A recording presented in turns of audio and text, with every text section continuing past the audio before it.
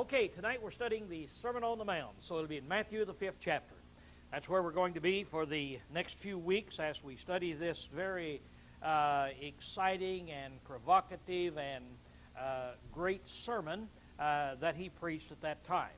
Now, we've already seen that he has spent about a year on earth now, and he has gone up into these areas. The people up at Syria have even heard him, and they've come down, and many of their people have been healed. And down along the Decapolis there, on that side of the Sea of Galilee, down in Zebulun, up at Tyre and Sidon, and then the Phoenicians, and down in Judea. And so his influence is spreading out now. And he has been preaching now for about a year. He has chosen his apostles. He has several disciples, but now then he's chosen his 12 apostles. And so now we go then to the next section here. The Sermon on the Mount. It's called the Sermon on the Mount because that's a picture of the mount. Up there is where he is. Now, I don't know what part of that mound that he was on, but as you see, it's not very high. It's a half a mile from the water edge of the Sea of Galilee up to there. I want you to notice as I just go through and show these that kind of give you an idea, because when we think about a mountain around here, we think about a high mountain of some kind.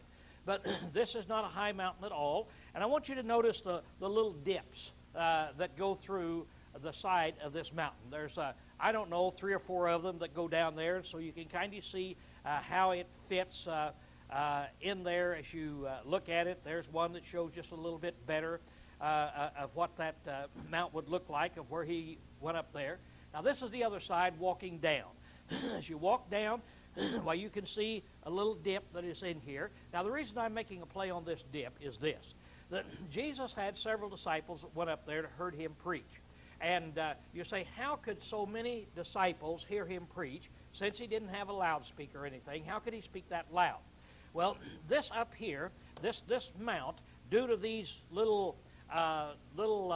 I hate to call them valleys because they're not a valley. You look at them and it's just a low place that kind of goes up like this to another low place. That in there, the acoustics are so good that you can hear people from almost clear down to the lake.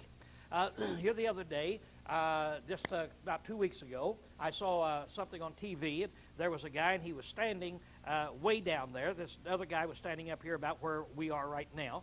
And at the edge of this picture, he was standing way down there, and he was making a TV documentary. And he said, now down here, he said, I can hear those guys talking up there. He said, it's just amazing. You see it how far away you are and the way that the volume carries. So they're up there in a little amphitheater that is in there where the volume really carries that is down there. Kind of gives you an idea about the steepness of the hill, and that's all that I'm showing here as we go through this, that you can see. So somewhere up on this hill, well, this is where all of this is taking place that we've got right there then. Now then, as we start out in the Sermon on the Mount, turn to Matthew chapter 5. He takes them up, he sits down, and he starts preaching the Sermon on the Mount. Now, the Sermon on the Mount is a sermon that is known around the world. Atheists know about it. The heathens know about it. Speech teachers in the university use it as a way to show you how to speak. It is crisp. It's to the point. It goes from one point to the other. There are no big words in it. It is just a very simple speech. Everything he says has depth to it. It has a meaning to it. And so as you go through this, it is a fabulous sermon that he's going to preach. Now, it says in chapter 5, verse 1, and seeing the multitudes, he went up into the mountain, and when he had sat down, his disciples came unto him. Now, his disciples came. Who would this be? Everybody who is learning, because a disciple is a learner, isn't it? In other words, it's not just his 12 apostles. So people came to him. I have no idea how many people. It says multitudes. So it may have been 100 people. It may have been 1,000 people. One time there was 5,000 people setting up on this same hill when he was going to feed them those fishes and so forth. So he's setting up there, and it says he opened his mouth and taught them, saying, Blessed. Now let's stop right there. There's two words in the Greek language for blessed. One of them, which is not this one, means speaking well of. Speaking well of. So if you were to ask me, you say, Lowell, tell me about Larry Haverstock. And I'd say, Larry is a great guy. Larry is a good preacher. Larry is. Now, what I'm doing is I'm blessing him. I'm speaking well of him. And if I tell you, now then, I want you to bless Larry Haverstock. What would that mean? I want everybody to stand up now and speak for a minute and bless Larry Haverstock. It would mean you're going to get up and you're going to speak well of him, right? You see? And tell what a good guy he is. Now, that's one word for blessed that is used in other places in the epistles. But right here, it is a different word. This word means happy and contentment. Has nothing to do with speaking. But it's the condition that you're in. Let me ask you this. Would you rather be a despondent, depressed, mean, angry, upset, hopeless individual, or somebody that's happy and contented, know where you're going, happy with the way you are right now? Which would be the blessed way? See, which would be the happy, contented way? That's what this word means. It means if you want to be happy or contented. Now, we could use it in various ways. Let's take finances. Happy is the man. What could you say about a man? Happy is the man who is able to have enough money to live on, save some of his money, able to use his money the way that he would like to use it. And we're talking about a condition that a person is in, and you'd say, well, boy, that person is living a blessed life. He's not living like me, month to month, can't pay my bills, don't know whether I'm going to have my job tomorrow or not, upset, and so on. That's not a happy, contented man in the financial realm. What about a family? Could we have a blessed are you in the family realm? Blessed are you if you have a good relationship with your spouse. You have a good relationship with your kids. You have this, you have that. Then you're happy, you're contented. So there's a way of life that gives you happiness and contentment in family life, in your finances, on the job, and spiritually speaking. Now that's what this is. So Jesus is getting ready to tell us now, happy or contented. Here's what it takes for you to be happy and contented so that you are not upset and depressed and so forth as you go through life. Now, here's the interesting thing. Those who possess happiness or contentment obtain it in the following unusual ways. Now, that's what Jesus is going to tell us about here. And he's going to tell us some unusual ways. Now, these ways are just the opposite of the wisdom or the ways of the world, of what we're going to learn here. It's just opposite of what you would think that it would be. I've often said this, that if you want to find out what is right and wrong, you'll know what's right and wrong. You come and ask me, and I can pretty well tell you what's right and wrong on any subject. You say, yeah, but you'll take the Bible. No, if I've lost the Bible, I can still tell you.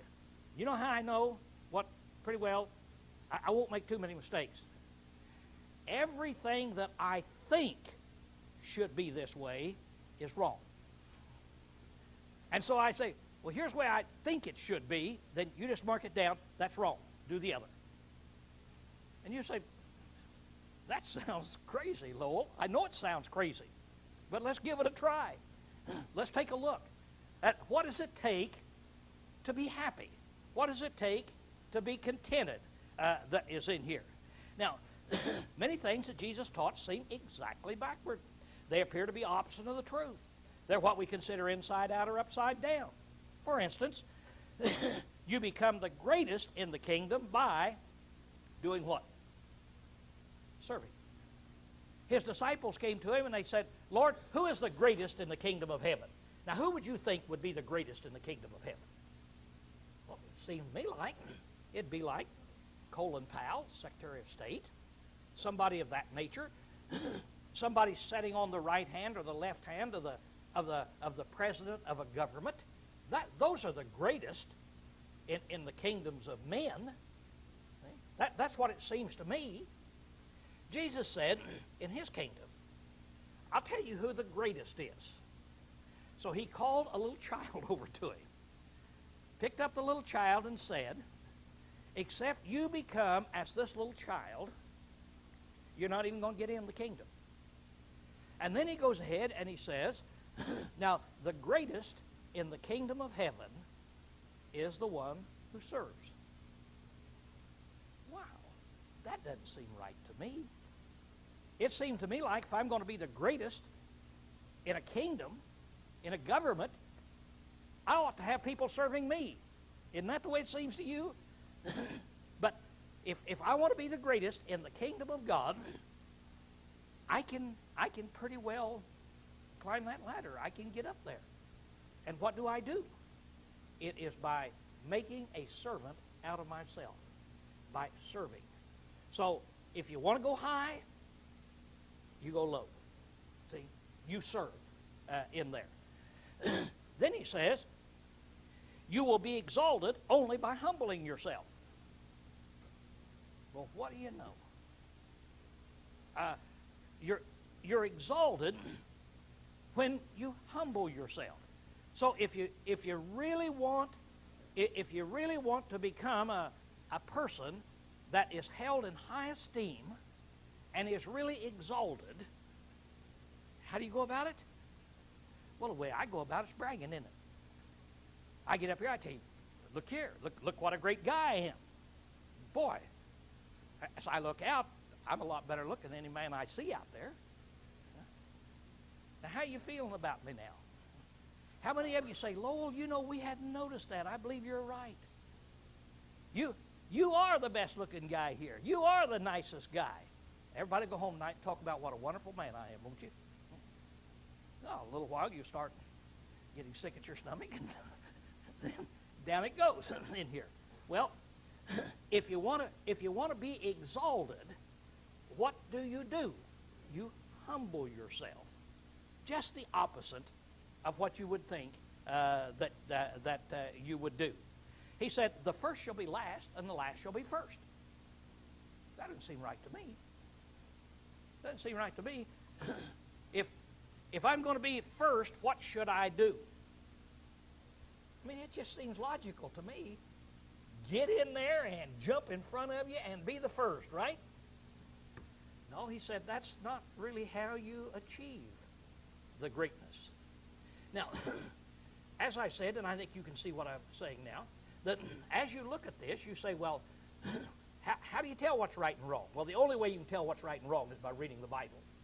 But sometimes I think I pretty well know what is right, because if it doesn't seem right to me, that's the way I ought to do it.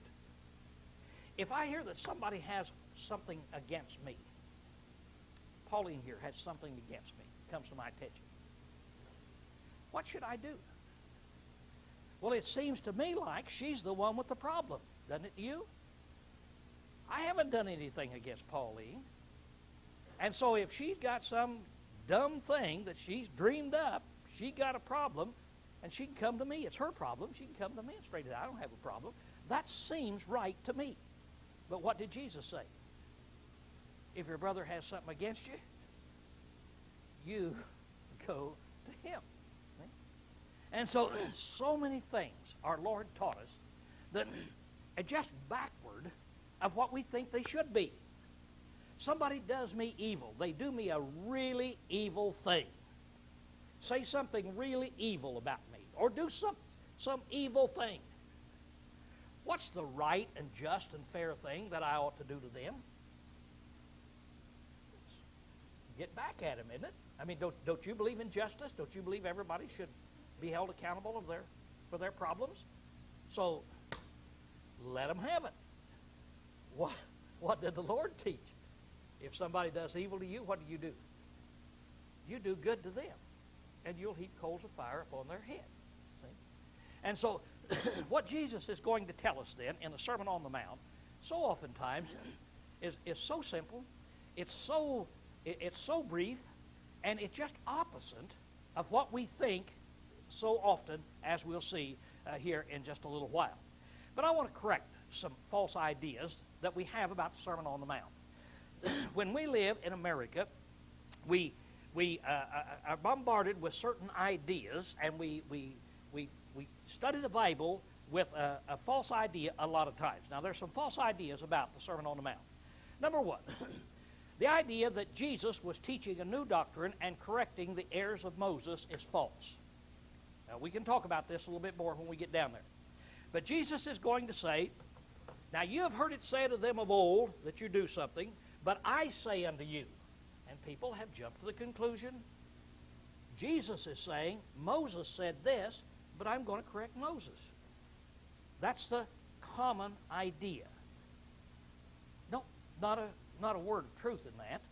Now, the law of Moses came from God, did it not? And Paul said in Romans 7:12, it is good, holy, and righteous. Would you correct something that's good and holy and righteous? And Jesus taught that they should have listened to Moses. Listen to what he says in John 5:45. I'll turn over there and read it. See whether it sounds like he's trying to tell you. Now, Moses kind of got it a little wrong in here from time to time. And so I'm here to kind of throw some correctness in there. He's speaking to these people, and he says, think not that I will accuse you to the Father. There is one that accuseth you, even Moses, on whom you've set your hope. Now, who's he talking to? Who is Jesus always talking to? It's the Jews, isn't it? He came to the Jews. Now, don't think that I came to find out what's wrong with you so I can go tell the Father what's wrong with you. Moses is the one that will condemn you. For if you believe Moses, you would believe me, for he wrote of me. But if you believe not his writings, how shall you believe my words? Does that sound like he's trying to correct Moses? And so, no. So don't get the idea that he's saying, Moses said this, but I'm saying this. Then there's another thing. We say, well, he's teaching the new constitution of the kingdom of God. Nothing that indicates that he is doing that there. He's living under the law of Moses, and he's obeying the law of Moses, and nothing that indicates that. Then there are those people that said, no, he's not. Now, the idea, then they say, is Jesus was teaching only the Jews, and he was, and these laws do not apply to us today in any form, shape, or fashion in there. Now, that also is false. That's also false. I've got down it. It's true that he was teaching only Jews. He was teaching only the law of Moses, but we must understand the relationship of the law of Moses to the gospel of Christ. Each of them must be used correctly. Each one of them must be used correctly. Now, momentarily, and I suppose we'll get into it later sometime down the line, but if God gave a law to Moses, and he told Moses what is right and wrong, for instance, don't lie, don't commit fornication, don't murder, and he gave Moses that law, then he sends Jesus Christ, and Jesus Christ gives us his law. Now, it's a new law. And when Christ died on the cross, what did he do to the old law? He took it out of the way. He gave us the new law. But what do you suppose the law of Christ is going to be like when you compare it to the law of Moses? God told Moses, don't lie. Wonder what you'll find Christ going to say. Don't lie. God told Moses, don't murder. Wonder what you find Jesus is going to say. Don't murder. And so down the line. When you get into moral laws, these moral laws, the same moral laws apply from the time God created Adam and Eve. The moral laws, man to man, man to God, they they all apply. They don't change. Lying doesn't change. That's in there. Let's suppose the state of Washington does what we're always talking about doing, changing our Constitution. So the Congress decides we're going to change the Constitution. Throw the whole thing out. We're going to start over with a new Constitution. Now, in the old Constitution, the one we're under now, what does it say about murder and bank robbing and driving over the speed limit?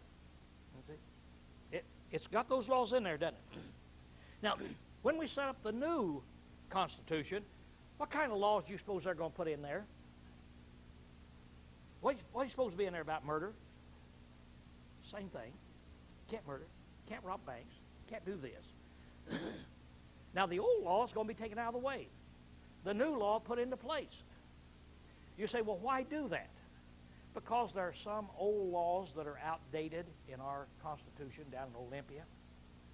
Some old laws there, like you can't drive a horse down the street on Sunday afternoon, or some law. So they say, let's get rid of this, and let's put in the new laws. We'll get rid of the outdated. Now, when the old law was taken out of the way, Jesus put the new law in. All of those laws that had to do with man's relationship to man is found in there. What is not found in there? What did Jesus leave out of his new law that was in the law of Moses? He left out those sacrifices, didn't he? All of those sacrifices, those feast days, those religious laws that was done under the Old Testament. But all the others over here. Let me ask you this. Are we living under the Ten Commandments today? The answer is no. It's simple. N-O. What? No. No, that old law was taken out of the way when Christ died on the cross. We're not living under the Ten Commandments. What does that mean then? We can take God's name in vain? It wasn't it the Ten Commandments that said you can't take his name in vain? Does that mean we can that we can steal? In the Ten Commandments, it said you can't steal. Why? Why can't we steal? Why can't I take God's name in vain? Because those laws are in the law of Christ. Do you know that in the law of Christ, Christ took 9 of those 10 laws and put them into his law? There's one of the 10 commandments Christ didn't put in. Anybody know what it is? Remember the Sabbath and keep it holy. He didn't put that in. That was for the Jewish law. But you can't do any of those other things because Christ put them into play. Now, I'm just telling you how closely united is the moral aspects of the law of Moses with the law of Christ. It's going to turn out to be really the same thing that is in here. So, we're going to learn some things about what these things mean. So, if you want to know, what does it mean, Lowell? Romans, the 13th chapter, says, "Thou shalt not kill." What does that mean? Well, some people, they say, that means that you can't go to war, you can't kill, you can't have capital punishment, you can't kill. Is there any way we might find out what that means, thou shalt not kill, in the Roman letter? Well, let's go back to the Old Testament. In the Old Testament, it has exactly the same commandment. Thou shalt not kill. And God says, but if a man takes the life of another man, you're to take his life. Oh. So now we're starting to define that. That doesn't cover capital punishment. No. God says, thou shalt not kill. Then he said, now I want you to go down to the Amalekites and I want you to wipe out the nation. Kill all the men, the women, and the children. Oh. then thou shalt not kill doesn't apply to that situation. Wonder what thou shalt not kill means. See? And so we study it and we look at it. And then in just a little while you say, oh, it's clear as hell. You can't murder. See? That's what the word really means. You can't murder. Now, how did I find out what this New Testament commandment meant? By studying the Old Testament. See? And he tells us to go back. That is our examples back there. So, we're getting ready to study some things now that Jesus is getting ready to tell us. These are the kind of people that we need to be. Everything in here that he tells us is going to be the type of person that we need to be. Now let's put the Sermon on the Mount here in its context so we can understand the thing he's talking about. Here we have the law of Moses, and it was given to the Jews. Jesus Christ died on the cross. When he died on the cross, then he established his new law, the law of Christ. But over here is where Jesus lived, the life of Christ. Jesus lived every day of his life before he died, didn't he? The last day he lived was when he died, and that's when he took the old law out. So Jesus lived all of his life under the law of Moses. And he was talking to people who were under the law of Moses. Here it is. We saw last week that he was born under the law there. But he answered and said, I was not sent but unto the lost sheep of the house of Israel. So he came to speak to the Jews. He said, but go rather to the lost sheep of the house of Israel. So Jesus is coming, preaching the law of Moses to the Jewish people. But let's look at this. When he preached the law of Moses to the Jewish people, we find out that the preaching of John and Jesus was to prepare people to accept the Messiah and enter into the kingdom. Now, we spent time on that, didn't we? What was the purpose of John the Baptist? To prepare the people. What was the purpose of John's baptism that he and Jesus both baptized? Was to put people into the church? No. Into the kingdom? No. To put them into that group of people who had repented, who had changed their mind. John and Jesus was getting a group of people together, Jews, telling them, get ready, change your mind, change your stubborn, sinful mind and thoughts, and get ready so that you'll be able to accept the Messiah and get into the kingdom. That was their purpose, see, of coming in here. So, as we look at this then, what he's going to be doing is, what he told is, accept the teachings of God and reject the teachings of men. That's what Jesus is going to be doing. He's getting ready to say, now you have heard it said of them of old, teachings of men, but I say unto you, when he's going through the grain field and he reaches out and he eats a grain and they come and they say, you violated the tradition of the elders. What did he say? I'm sorry? No. He said, you know, when you obey those traditions, every time you obey the tradition of a man, you violate the law of God somewhere. And he gave him some illustration. He came to show, here's what you people have to do. Here's what you Jews have to do. Now, if you Jews, living at that time, if you Jews are going to accept the Messiah when he comes, now he is the Messiah, but they don't know it yet. But John the Baptist and Jesus teaching, you're going to accept him, you need to change your mind. You need to get your mind straightened out. Well, the straightening out of the mind is, you need to learn what God wants and reject the teaching of man. Then we find that this sermon is going to show the Jews the kind of people they should be by comparing the teaching of man to the teachings of God. The Sermon on the Mount is going to compare the teaching of God, which is the old law, with the oral law of the rabbis. Now I want to talk about that for a moment, because all the way through the book of Matthew, this is going to come into play. I suppose probably every class period. Once we handle it, then we can just point to it as we get on down the line.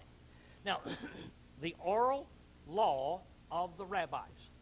Now, the Jewish people had the Old Testament, what we call the Old Testament law. They call it the Torah, the Torah. But it's just the Old Testament. It's the same Old Testament that we use. So that is what they used. That's what they obeyed. But then their rabbis began to make up new laws in order to explain the laws of Moses. The rabbis counted the law of Moses. I think that they counted 610 or 614. Both of those numbers are in my mind. But they said, that's how many laws Moses gave. Now, they would take a law, any law. Then they would start explaining it and say, now here's what it means.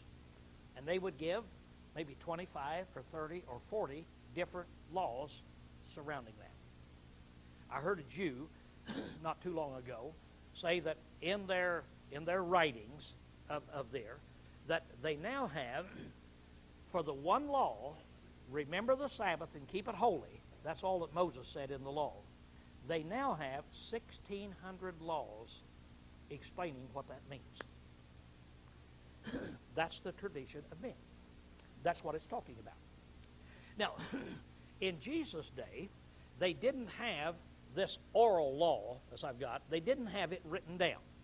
Because the rabbis said the law of God is so holy that we don't want anybody to write it down because we might make a mistake. So what we will do is we'll teach it to you orally. Now, you might have a question about that. That if I have the knowledge to teach you the law orally, and I can tell you what it means orally, why couldn't I write it down? Well, it's just the law is so holy that it shouldn't be written down. Now, they didn't write it down. So they had what's called the tradition of the elders. Then you come along in Jesus' day, and that was what was in effect. Now, what happened to the Jewish nation in 70 A.D.? It was destroyed. Now, there were still some Jews running around over the country. And in 135 A.D., the government went in and finally eradicated the rest of them. So that they either captured the Jews and sent them off to slavery, or they killed them, or the Jews left the country. And that's when they went to Europe and Russia, and that's why you have such a big population of Jews in Europe and Russia. So they go up there. So the Jews dispensed with Palestine, left the temple grounds, left everything, and they were gone for thousands of years until 1948. 1948, well, they came back. But from AD 70 to 1948, they just left it. And the ones who were there, they used the temple grounds as a trash place, and then the Muslims came in, and they cleaned it up, and they built a mosque on it then, and that's what you see that is on it now. And the Jews come back, and they say, we want it back, and they say, no, you're not going to get it, and so then we've got that big fight that's going over there. But that's not our problem. Our problem is that in 135, then they left the country. Now, they had a problem. They said, now we can't go back and worship at the temple and offer sacrifices at the temple. So what can we do to hold the nation together? Because the temple service and the law of God, that's what held the Jewish nation together. That was the center. What can we do to hold it together? So some of the rabbis got together and said, okay, we're going to make up some new laws now. And these are the laws that you follow, and here's what you do to take the place of the sacrifices of the temple. But we can't do it anymore. So since you can't offer your morning sacrifice at 9 o'clock and the evening at 3, here's what you do. You offer this prayer. So they wrote out the prayer. So every morning at 9 o'clock, all the Jews get out your little prayer book and you read this prayer. Blah, blah, blah, blah, blah. At 3 o'clock, you do this. And then in order to take place of this, you do this. And so they got all kind of things that they have to do every day, which takes the place of the temple worship. See? Takes the place of the temple worship. So it it's really amazing to see this. When you're on the airplane at El Al, the Jewish airliner, well, man, you know, there's rabbis all over the place, and when the right time comes, when the prayer hour comes, they all jump up, put on a little cap, run back right in front of the bathroom, and they all stand around, and then here it is. You had about a dozen guys, I guess, there. You can't go to the bathroom. You see what it's there. They're there, and they're reading their little books. So they're all standing around, and here's the way they read it. Now, if you can imagine 12 of us here. And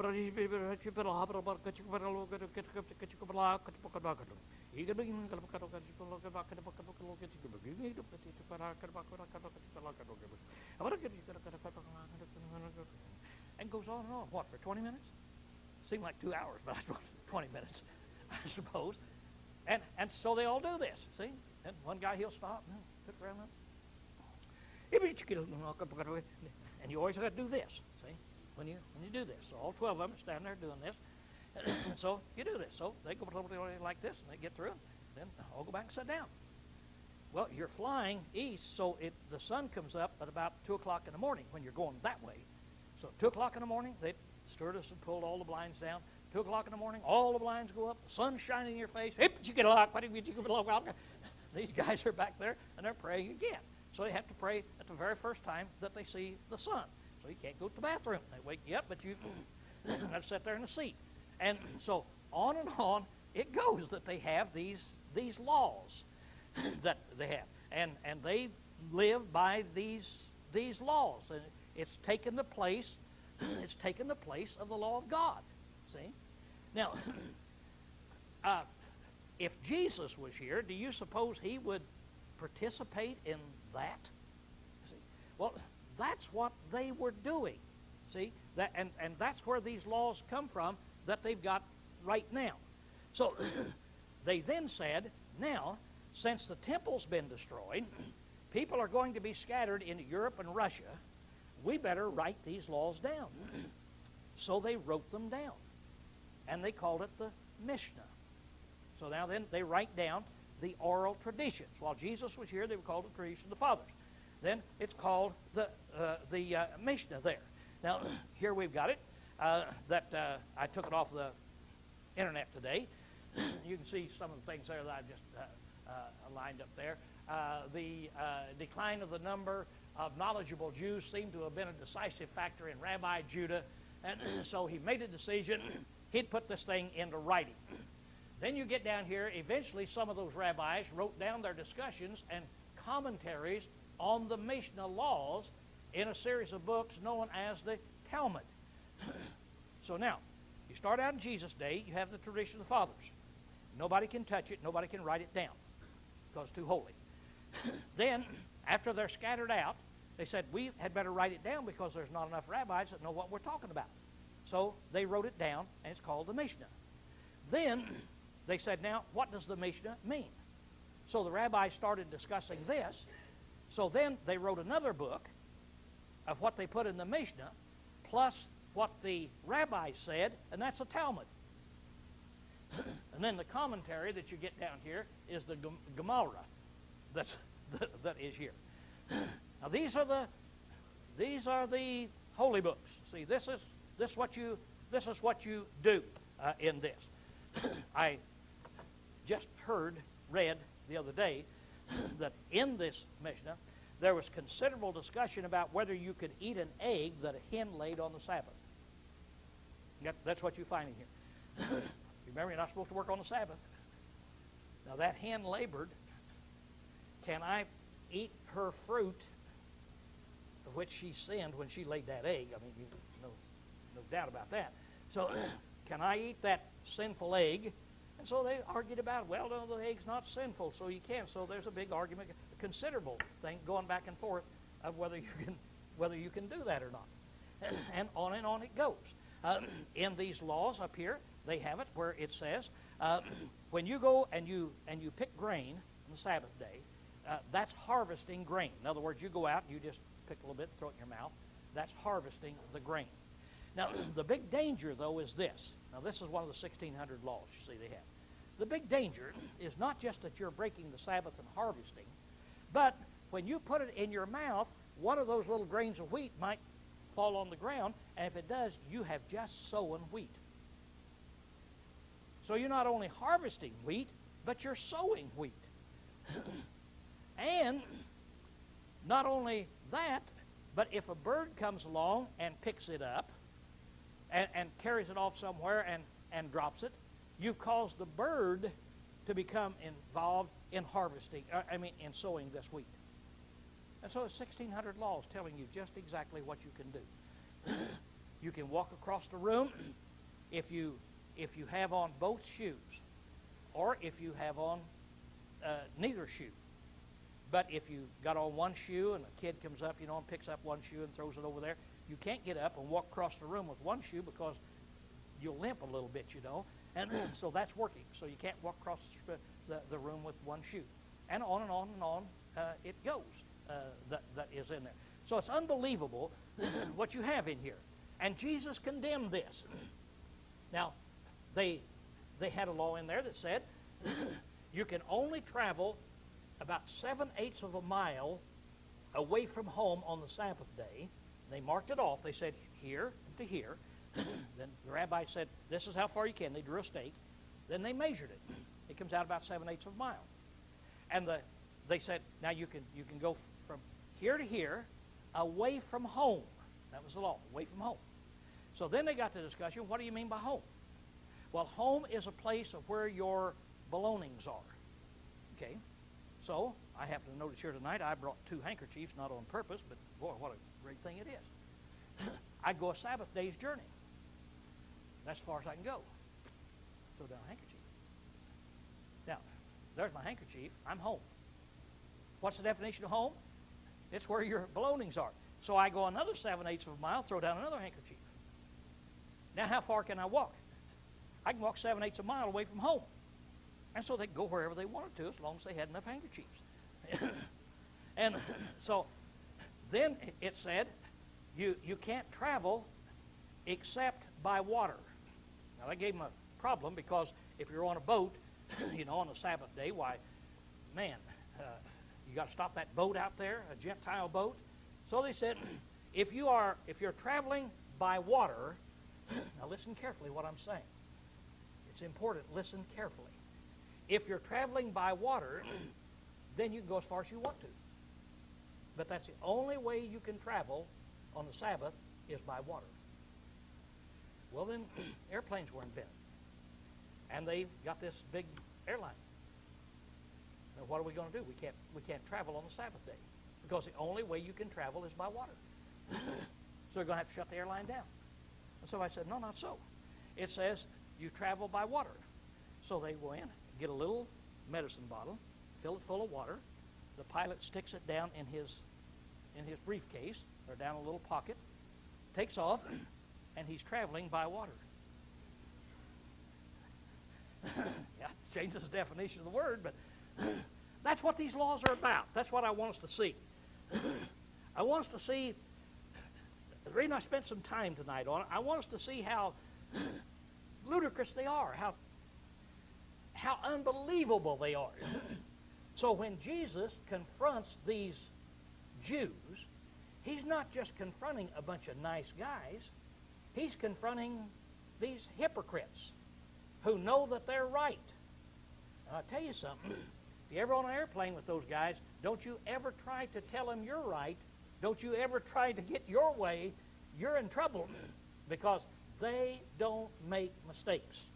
It's just that simple in there. Going down the street, step off. Let them go by. They are busier than what you are. These guys, it's unbelievable. I just got just a short little taste of it. But it's unbelievable about the things that go on. This is what Jesus is going to be dealing with. This is what he's going to be dealing with as he goes through here. Now, well, right there is where I'm going to stop because no use going any farther. We're going to start out here with the blessed are the poor in spirit. We're going to see now, we'll start out there and see what he's going to be talking about, the wonderful teachings that he has then about that blessed are the poor in spirit and on down the line. But get ready. The conflict between Jesus and the Pharisees are now heating up, and of course, it will finally end up in his death. Okay, class.